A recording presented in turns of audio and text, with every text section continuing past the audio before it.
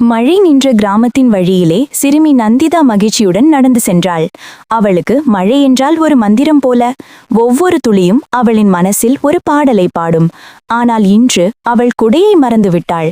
அதே சமயம் வழியில் பழைய கடைக்காரர் மாயப்பாவை சந்தித்தாள். அவர் புன்னகையுடன் ஒரு வித்தியாசமான குடையை அவளிடம் கொடுத்தார். இது சாதாரண குடையல்ல, மந்திர மழை குடை என்றார்.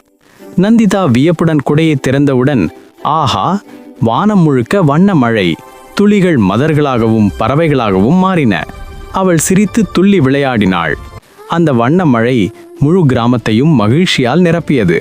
சிறு குழந்தைகள் எல்லோரும் அவளை சுற்றி ஆடி மகிழ்ந்தனர். நந்திதா அவர்களுடன் மந்திரமழையை பகிர்ந்தாள், யாருக்காக என்றே தெரியாமல். ஆனால் அவள் உள்ளத்தில் மகிழ்ச்சி பெருகியது. மாலை நேரத்தில் மாயப்பா மீண்டும் வந்தார். நந்திதா, இப்போது உண்மையான மந்திரம் என்ன என்று உனக்கு தெரிகிறதா என்று கேட்டார். அவள் புன்னகையுடன் சொன்னாள், ஆம் மாயப்பா, உண்மையான மந்திரம் மகிழ்ச்சியை பகிர்வதுதான் என்று. வானத்தில் வண்ண ஒளிகள் மின்ன, நந்திதா குடையை தூக்கி புன்னகையுடன் நிற்க மெல்லிய இசையுடன் கதை முடிந்தது.